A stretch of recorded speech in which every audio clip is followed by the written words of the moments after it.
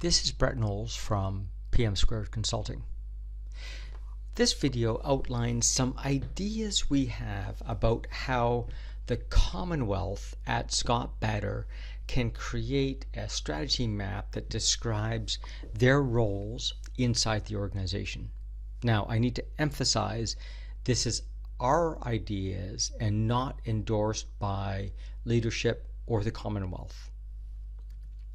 So the overall idea is this, that our goal as the Commonwealth, as the voice of the employees, is to ensure that Scott Batter benefits the employees and discharges our responsibility to the community. To do that, we obviously want to travel the route of the triple bottom line. We want to make sure that we contribute to humanity, the business itself, and ecology. So we should be able to take a look at our charter and the organization strategy to figure out what we need to do. Now, we know that best practices about assessing how the business itself operates fits into four perspectives. For the Commonwealth, its overall goal is not financial success, but ensuring that the Commonwealth, the employees, are benefited from their association with the organization. To do that, there's a bunch of things that it does that impacts both humanity and ecology. We want to make sure that we do, as a community of practice, the best we can to help the broader society and the environment. Likewise, we have a bunch of internal processes that the Commonwealth must do, and it also, in fact, impacts both the organization, Scott Batter, humanity, and the environment. To enable that to happen, there is the Commonwealth, the people inside the Commonwealth board that have specific things that they need to do. And then finally, there's some financial objectives that we need to achieve. So that's the framework, which is a derivation of the balanced scorecard, that we can then begin overlaying our strategy. So our overall goal is to make sure that the Scott Batter community is strong. To do that, there's two core things we need to do. First, we need to make sure that we're ensuring the right guiding principles are used in managing the Scott Batter Corporation. Secondly, we need to make sure that members are involved, and these two things combined ensure that the community is strong. To make sure that happens is we need to make sure that we do a number of things, one of which is internally the Commonwealth Board needs to make sure that we're executing our own strategic volunteering policy correctly, and that's one of the things, and perhaps the key thing, that contributes to members being involved. To make sure that's happening, we need to do a couple of things. One is we need to make sure that the Commonwealth Board meets the challenges of the modern world, and if we do that, we'll both contribute to making sure that our employees, the Commonwealth, are executing our volunteering policy, and make sure that we're ensuring the right guiding principles within managing of Scott Batter. Underpinning that are the people. We need to make sure that we're living the Commonwealth, that we're a catalyst for change, and if we're a catalyst for change, that'll underpin meeting the challenges of the modern world. And then finally, that we're unleashing our colleagues' potential. And if we are doing that, that will both make sure that we're meeting the challenges of the modern world and execute strategic volunteering policy. Then underpinning that, the Commonwealth has two key objectives. One is make sure that Scott Batter fulfills its charitable obligations, and make sure that we've got strategic philanthropic disbursements. And so these are important things that we have a role in to make sure that Scott Batter does not get confused and think it's just a publicly traded company with quarter-end dividend requirements, but rather has this broader responsibility to both humanity and ecology. So let's talk about humanity in a bit more detail. We've already talked that all these things influence, but specifically, we need to make sure that we are a foundation and incubation platform so that the skills and knowledge that we and our co-employees have and learn are shared actively with the broader community where they can add value. And if we do that, that's going to make sure that we are underpinning our ongoing concern about social needs and we're focused on the right things. And if we figure out what we need to focus on, we then have an internal process to respond to those needs. In fact, part of living the Commonwealth is a specific obligation to respond to the broader needs than just Scott Batter. Now, if we do these things and respond to social needs, ultimately we'll drive value to society. On the ecology side, again, everything we do is going to impact it, but we need to specifically research our environmental impact and make sure that we're an advocate for sustainability inside of the work that Scott Batter does. So this strategy map describes our contribution to the Scott Batter environment. A different strategy map would talk about what management's role is. A third strategy map might be what does a members assembly do. But this is our role. So, given this framework, what we can then do is begin defining what is our specific contribution against each of these objectives. So the concept is called role clarity. And the idea of role clarity is just that. How do we get clear about what we do, in this case, versus Scott Batter, versus a members assembly, versus, I don't know, suppliers or distributors.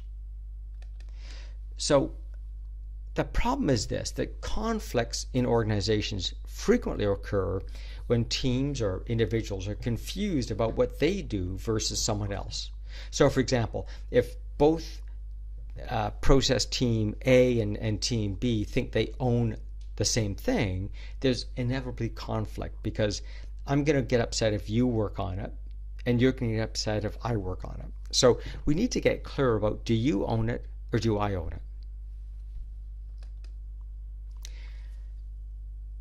This has been a problem in all organizations, and there are several frameworks that are out there. The most commonly used is one called RASCI. Now, I'm not sure it's the best one, but it's merely the one that's most commonly used and therefore easiest to move forward with because everyone's kind of been exposed to it. And we're moving forward with the idea that all parts of Scott Batter will use this same framework, whether I'm a operations in Croatia or France or a product group like Specialty Polymers or the corporate group. And so we should consider whether we can convince the Commonwealth to use the same framework because then we're all consistent.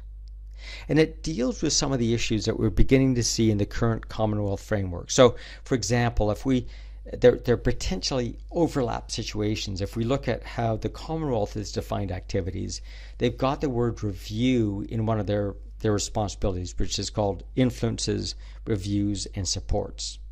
The problem is that kind of overlaps with the word monitor. Like, what's the difference between review and monitor? In the second obligation of measures, monitors, and audits. So concepts which are well implemented and executed and understood, like RASCI, deal with some of the potential overlaps that we might have with the current framework. Let's take a look at that. So RASCI for a second. R stands for responsible. These are the people that do the task day to day. A, accountable. They're the people that ultimately are accountable for making sure the process works. Supportive. They're the people that supports the responsible people. Consulted. These are people I need to consult if I'm changing the process. And informed. Informed are people who are informed of any changes. You can look this up, Google it, or look in Wikipedia. It gives you these definitions. So if we take a look at Scott Batter in total, ignoring the Commonwealth, if we take an activity like developing new products, well, to develop a new product, a new epoxy, a new resin, the people that are accountable for the development, in other words, the people that ultimately need to make sure it happens, are R&D. The people responsible for doing the work is also R&D. But they probably need the support of operations, and they need to consult sales to make sure they got the issue right. And then once they've got that stuff sorted out, they need to inform the executive committee of what they've developed. So there's an example of something that's got no role in it for the Commonwealth Board. Let's take another one. Let's say developing and communicating the new Commonwealth Strategy. Well, guess what? That's actually owned by the Commonwealth Board. To actually do the work, who's responsible for putting that together is also the Commonwealth Board. Now, they need to be supported by the Members Association. If they develop a strategy that doesn't work with MA, it's not going to succeed. But they need to consult the Executive Committee to make sure that it's consistent. And once they're done, they need to inform the Commonwealth itself, the employees, of what they've done. So there's an example of an objective that the Commonwealth Board is accountable for. Doing something like developing a new e-learning platform. So let's say HR wants to do some e-learning, but we're concerned it might be intrusive on people's personal life and so on. So HR is accountable for doing it. That's part of the core business. They have the capacity. They're going to bring the people to bear to get the job done. They need MA to be supportive. They need them to communicate to the members that this is a good thing. But they better consult the Commonwealth, because it could be a bit tricky in terms of where it infringes on the overall charter of the corporation. And once it's done, inform the Commonwealth.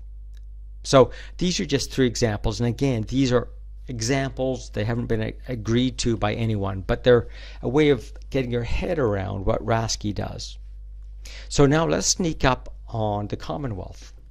If we take a look at examples within the Commonwealth, and again, we've not talked to the Commonwealth or Scott Batter about these, but as an external force looking at it, an example like one of the objectives that the Commonwealth has listed on their strategy map is that the Scott Batter community is strong. Well, accountable, the person that needs to make sure that the community is strong is in fact the Commonwealth Board. To help them get that done, they don't have the resources. For goodness sake, they've only got 3 people. They can't make sure the community is strong, but they're accountable. But the resource they're going to use is HR. Now they're going to be supported by the Executive Committee, so they better include them in the conversations. They need to consult with the members to make sure the members are happy with what's going on and how they can contribute more. And once they've come to their decisions about how to help the community be strong, they need to inform the broader community. A second example, one of the objectives documented in the Commonwealth Charter seems to be something along the lines of researching social needs. Again, they're accountable for that. It's their job to get this done, but it's their job. They need to allocate resources within the Commonwealth Board to get that work done. There is no one from the Scott Batter organization that's going to do that work on their behalf. They're accountable for it, and they're responsible for it. Now, they may be supported by the broader members' assembly, and as they do their research, they might want to consult with EC, because they've got all sorts of broader experience from their product and their salespeople and so forth. And once we've done this research, there actually is no one that we need to inform of our conclusions. Another example, that Scott Batter fulfills his charitable obligations. Now, overall, it's the Executive Committee that's responsible for making sure that happens. And in fact, they're the ones that do the work. They make sure that the organizations they're investing in are ethical and moral and meet our standards and so forth. They've got the resources. It's their job to do it. But they're supported by the Commonwealth Board. So it's important. The Commonwealth Board isn't accountable for the investments. They don't actually go off and do the investments, but it's their job to support the EC in that task. And probably we should be consulting the Members Association to make sure that the organizations we're supporting are appropriate. Once we've made those investments, we merely inform the rest of the Commonwealth. So again, an example of different roles to make sure this happens, and this will avoid conflict as we now know who actually is accountable for this activity. Another example, unleashing our colleagues' potential. Now, again, it's not the Commonwealth Board that owns this. It's HR. HR is accountable for making sure that we unleash our colleagues' potential. In fact, they're the ones with resources. They've got the budget to do the training, promotion, rewards, evaluations, and so forth. They need to be supported by the overall members association. But as they look for other ways of unleashing our colleagues' potential, they need to consult with the Commonwealth Board and the Executive Committee. Once they've made their decisions, they need to inform the broader Commonwealth. Again, it's about role clarity and making sure that we each understand what our contribution is to success. Another example, in the flyer produced by the Commonwealth, they talk about foundation and incubation. And this is about members and others using their experience and skills to help other organizations that have the same mindset that Scott Batter has. So overall, it's actually the Commonwealth Board that's accountable for making sure we identify the right organizations and that we're getting people inspired and motivated to donate their time to help out the right organizations. Who's actually doing the work? Well, the Commonwealth Board and the members. So the members associations there, because they're the actual ones doing that activity. Now, they might want to be supported by the Executive Committee, but in doing this work, there's no one else they need to consult, and there's no one else they need to inform. So again, a third example of how we define roles. So, if I take a look at that strategy map, I can give you some ideas as an outside reviewer of what roles the Commonwealth Board might have. Again, this hasn't been reviewed by the Commonwealth Board or Scott Batter. It's merely our impressions. So if we start off with the R, what is the Commonwealth Board responsible for? It's responsible for, accountable for overall making sure that the community is strong, making sure members are involved, making sure that the members live the Commonwealth. We have that culture and value set. Making sure that we've got the right philanthropic disbursements in how we do our investments. And making sure that we deliver value to society. That we research the needs of society and that we're investing in the right place. And finally, that we have the foundation and incubation activities going on. So those are the things that they're accountable for. And if the broader Scott Batter does not deliver on those, it's the Commonwealth that we need to go back to get the problem solved. Now, they're also responsible. In other words, they've got to provide the capacity to do the tasks. They provide the capacity around researching social needs, about being the foundation for and giving the incubation resources for outside organizations. They also need to be the resources linked to being an advocate for sustainability and researching the environmental impact that we have. They support other teams in their work towards executing the volunteering policy. So overall, this is probably owned by MA, the Members' Assembly, but the Commonwealth needs to support them. They need to support being a catalyst for change, and they need to support that SB fulfills its charitable obligations. They need to be consulted in decisions around ensuring the right guiding principles are used in managing the company and responding to community needs.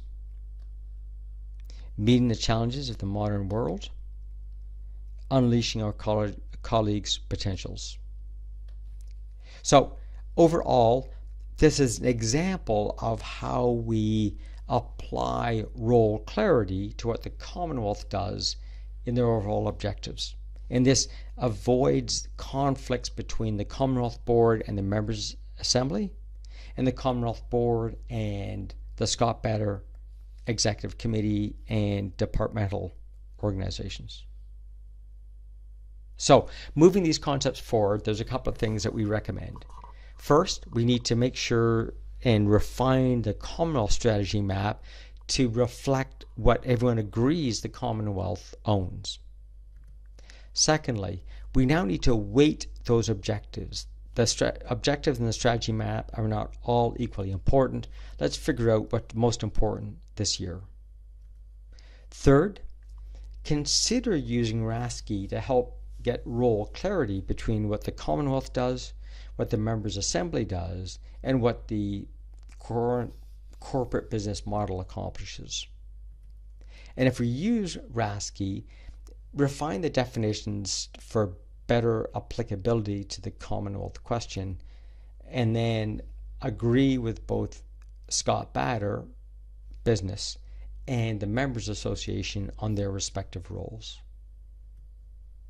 So this is the concept of the overall strategy map and how it can begin to enable the Commonwealth to perform more effectively at Scott Batter. I hope this has been useful. I want to emphasize one more time that these are our expert opinions, but have not been endorsed by either the Commonwealth or Scott Batter.